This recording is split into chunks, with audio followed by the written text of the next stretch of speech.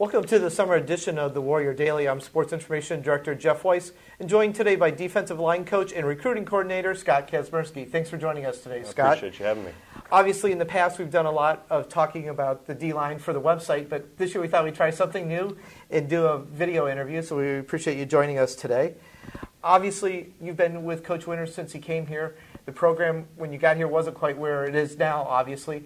But tell us about, being part of a transition from a team that had struggled to a team that went to a national championship game and is a perennial contender in the GLIAC North Division. Well, it's been an exciting process, an exciting experience since Coach Winters got here, and I was fortunate enough to come in with him to see the changes and just to see the attitude towards the football program and the excitement level build through the years that we've been here, from recruiting to obviously winning obviously helps. And just building on top of that and seeing the whole entire body of work come together the way Coach planned when he first got here.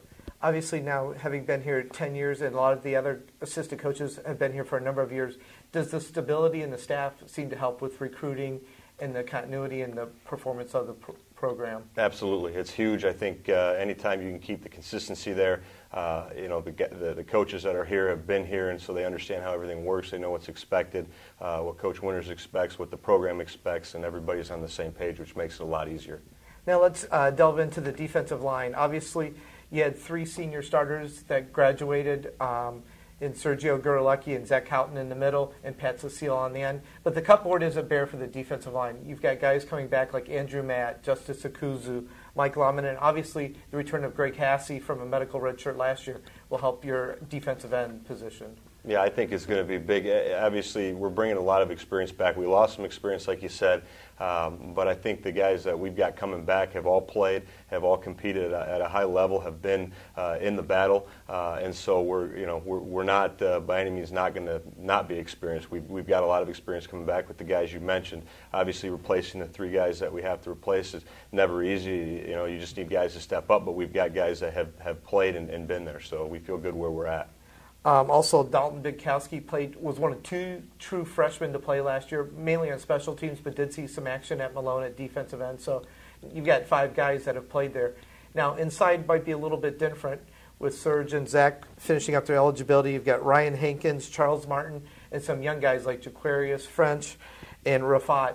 Tell us about those guys. They've had a very good last fall into this spring and did a nice job this past spring really stepping up, and that's what we need them to do. Obviously, like you said, the inside was where we lost a lot from graduation, and Ryan played and Rafat played a little bit last year, and we need some guys like Jaquarius and Jate and those guys to step up, and they have so far going from spring, from last fall to spring. So the big thing for those guys is continue to learn, continue to get stronger, and continue to understand what we're asking of them and continue to play hard. You mentioned Jate Littlejohn. We also have some other young guys in the middle. Sam Tillman switched over from offense to defense. Then you've got 3 freshmen, true freshmen, Blake Mazer, Lamont Baker, and Bobby Drew also. So you've got some young guys that hopefully will learn from the veterans. Charles Martin also has been in the program for a couple of years now.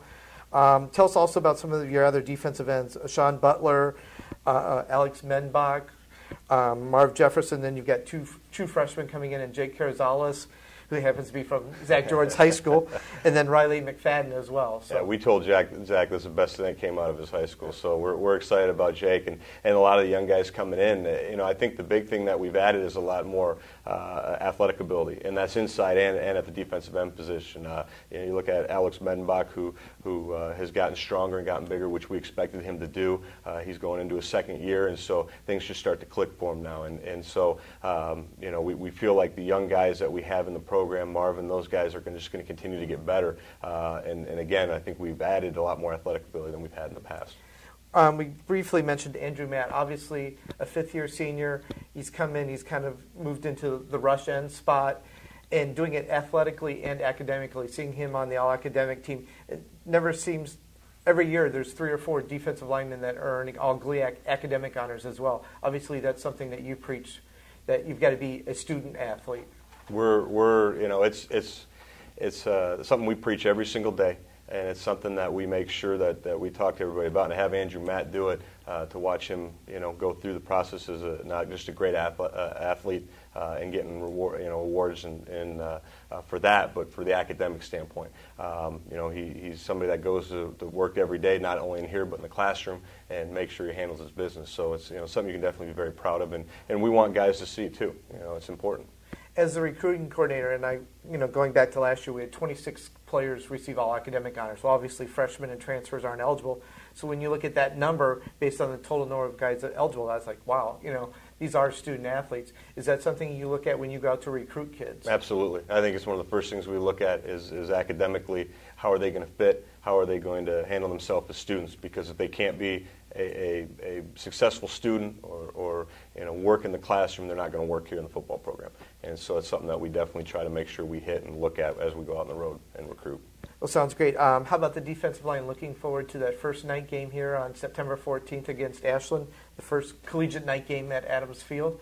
Are the DN and D tackles looking forward to that, playing under the lights at Adams Field? I'm sure they will be. Obviously we've got the first game first against Carson Newman, and that's going to be the most important game first, and we're going to take it step by step. But I know that'll be an exciting game to be able to run underneath the lights here for the first time in Wayne State history. So that'll be a big thing for the program, big thing for these guys to always have that. And they can always say we were the first team that played in the night, and so I know it'll be exciting for them.